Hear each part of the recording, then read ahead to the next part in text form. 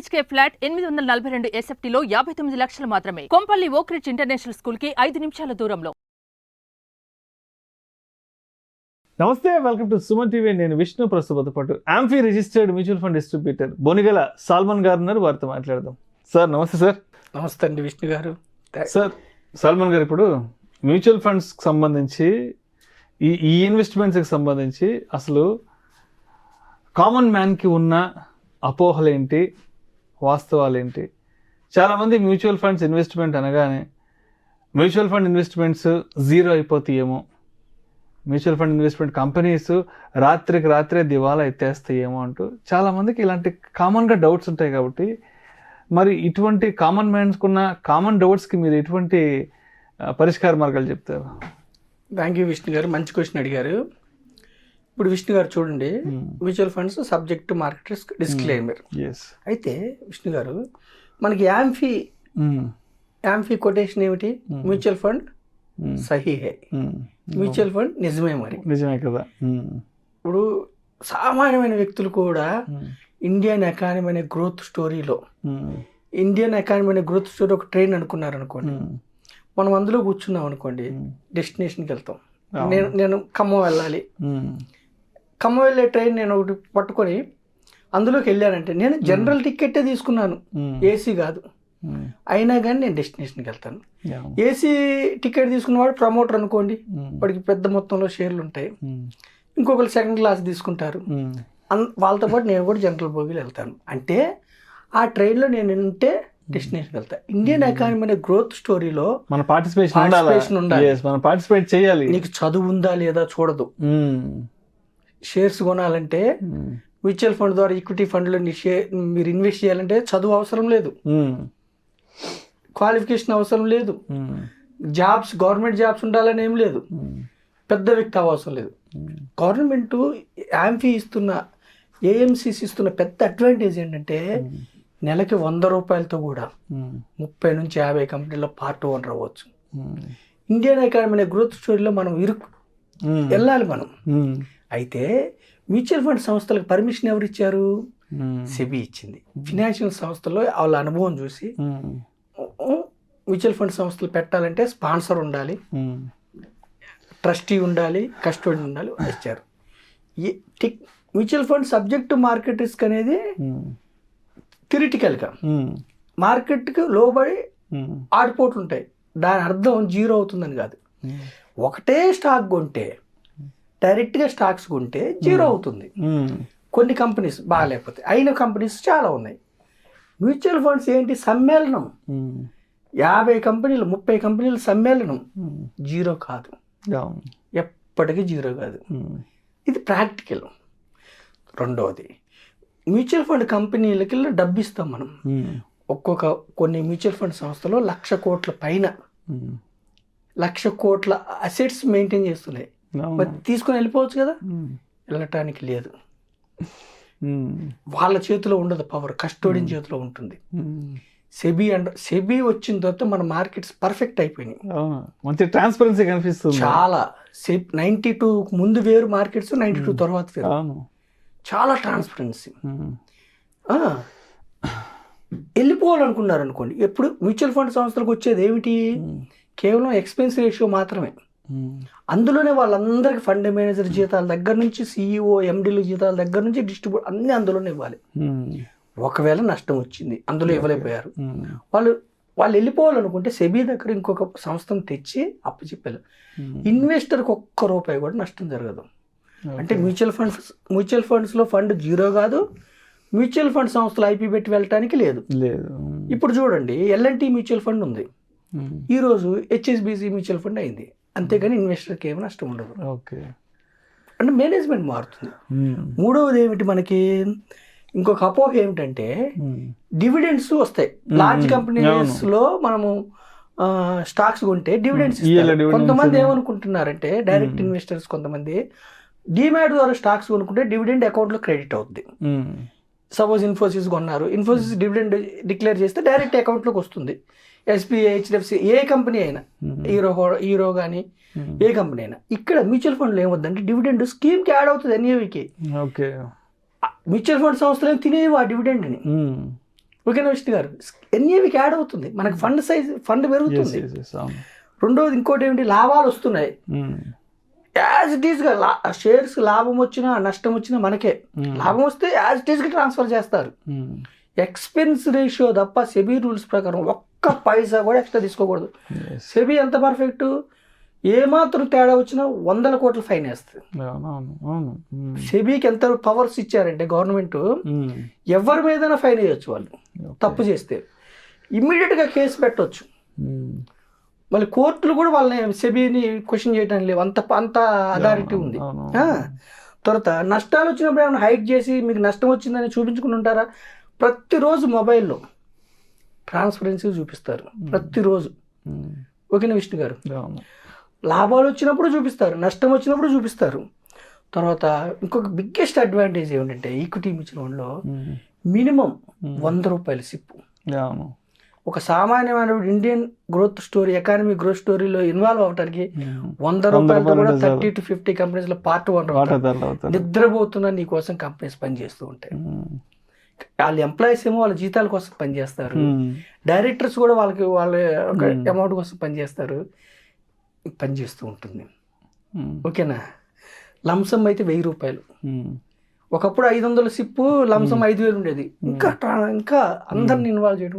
అవును, అందుకని amphi, association of mutual funds in India, mutual funds Sahih ప్రజలకు అవగాహన కల్పించడం కోసం ధోనిని, సచిన్ని, ప్రజల్ని ఎకానమీలో గ్రోత్ స్టోరీ కావటానికి వాళ్ళు యాడ్స్ ఇస్తున్నారు. అయితే అర్థం చేసుకోవాల్సింది ఏంటంటే ఓనర్కి గ్యారంటీ ఉండదండి. ఎంప్లాయీ, ఇప్పుడు ఈ సుమన్ టీవీ ఉందండి, ఓనర్కి రెవెన్యూ అటు ఇటుగా మారుతూ ఉంటుంది, ఎంప్లాయీకి కాన్స్టెంట్గా. అలాగే మనం 30 కంపెనీస్లో ఓనర్స్, 50 కంపెనీస్లో ఓనర్స్, ఈక్విటీ మారుతూ ఉంటుంది. దీర్ఘకాలంలో ఏమవుతుందంటే ఇండిసెస్లు ఏంటంటే ఏ దేశంలోనైనా ఎకానమీని బట్టి ముందుకెళ్తూ ఉంటాయి. అయితే విష్ణు గారు, ఈ ఇండియన్ ఎకానమీ గ్రోత్ స్టోరీలో మనం పార్టిసిపేట్ అయితే ఏం లాభం అంటే, ఇప్పుడు పెద్ద వ్యక్తులు ఒక 2 లక్షలు, ఒక కేస్ స్టడీ చెప్తా మీకు, ఒక 2 లక్షల మంత్లీ వచ్చే వ్యక్తి ఉన్నాడు, నెలకి 1 లక్ష సేవ్ చేస్తున్నాడు. కానీ అతనికి రిస్క్ అంటే భయం. Mutual funds are subject market. So అతను ఏం చేస్తున్నాడు, నెలకు 1 lakh అయితే ఆర్డీ లేదంటే పోస్ట్ ఆఫీస్. సరే ఆర్డీలో చేస్తున్నాడు, అక్కడ కూడా పవర్ ఆఫ్ కాంపౌండింగ్ వర్క్ అవుతుంది, నేను కాదంటే. 7%, ఇప్పుడు ఉన్న రేట్ ప్రకారం 7%, అంటే నెలకి 1 లక్ష అంటే సంవత్సరానికి 12 లక్షలు, 10 సంవత్సరాలకు 1,20,000, 20 సంవత్సరాలకి 2,40,00,000 కడుతున్నాడు. అతనికి 7% లెక్కేస్తే సుమారుగా 5,10,00,000 వస్తుంది. ఎల్ఐసిలో కూడా ఇంచుమించు అలా వస్తుంది, 5%, 6%, 7%తో. ఇక్కడ ఒక 40,000 వచ్చే వ్యక్తి లేదా ఒక 50,000 వచ్చే వ్యక్తి 10,000 ఖచ్చితంగా 10,000 సిప్ చేస్తే, రిస్క్ తీసుకుంటే, మనము ఎక్కువ చెప్పట్లేదు, 12%, అంటే సెన్సెక్స్ 15 వచ్చింది కదా, 12% చెప్తున్నాం. అతను 20 years పెట్టుకుంటే, ఇతనేమో 2,40,00,000 కడితే 5 కోట్లు వచ్చింది సుమారుగా మొదటి వ్యక్తికి. ఇతనికి 24 లక్షలు, నెలకు 10,000 లెక్కన 24 లక్షలే కట్టేది. అతను 2 కోట్లు కట్టాడు, 24 లక్షలే, కానీ 92 లక్షలు వస్తుంది. అయితే అతను రీచ్ కాలేదు కదా, అప్పుడు ఏం చేయాలి, ఇతను టర్మ్ కొంచెం పెంచాలి. నెలకు 10,000 కట్టేది, జస్ట్ 25 years తీసుకోవాలి, స్టెప్ అప్ చేసుకోవాలి.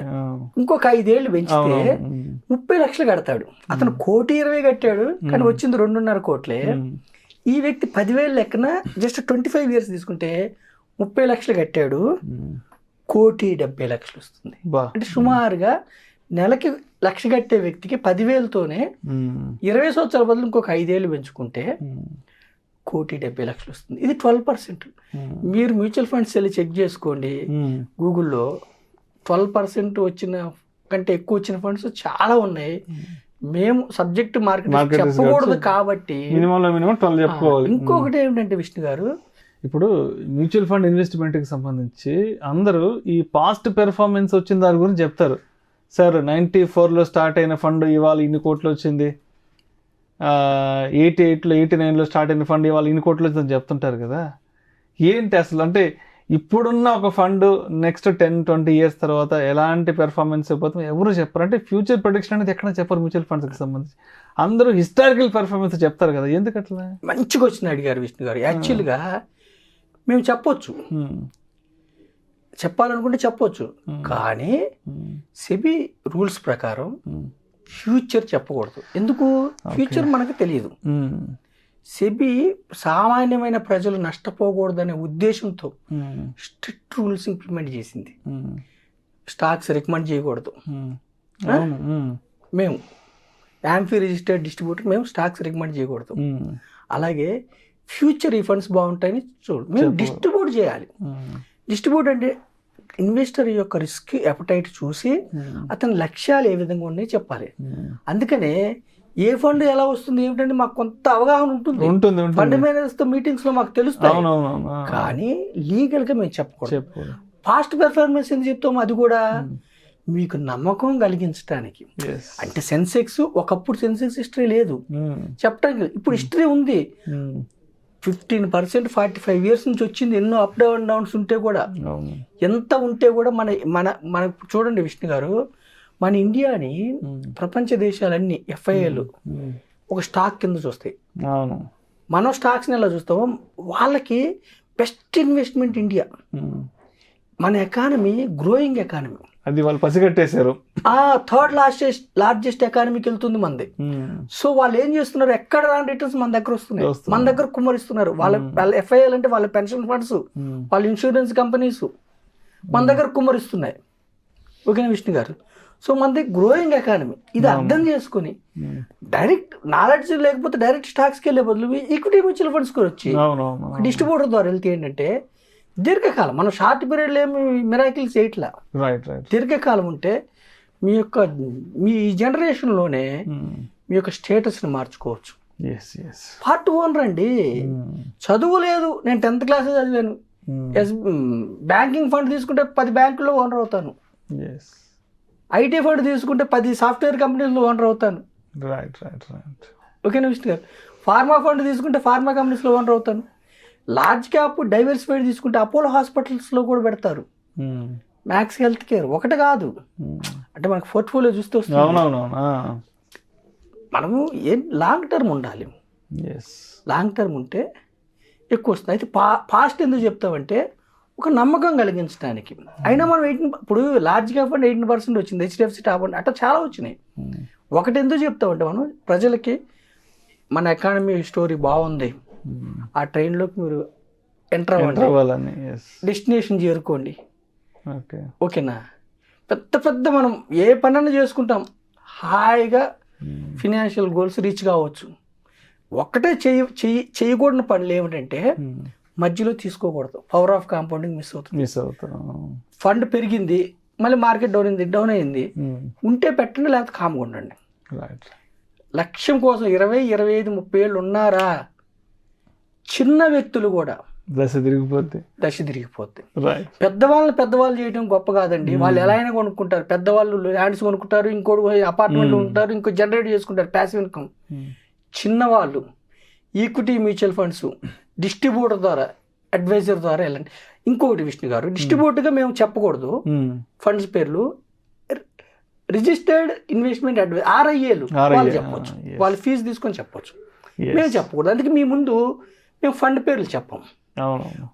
పాస్ట్ పెర్ఫార్మెన్స్ ఇలా ఉందని చెప్పొచ్చు, కానీ పాస్ట్ పెర్ఫార్మెన్స్ ఫ్యూచర్లో వస్తుందా guarantee, assurance subject to market, అది అర్థం చేసుకోవాలి. సో మొత్తంగా మ్యూచువల్ ఫండ్ ఇన్వెస్ట్మెంట్స్కి సంబంధించి అందరికీ ఉన్న అపోహల గురించి, సందేహాల గురించి చాలా క్రిస్టల్ క్లియర్గా మీ యొక్క అనాలిసిస్ తెలియజేస్తారు. Thank you so much sir.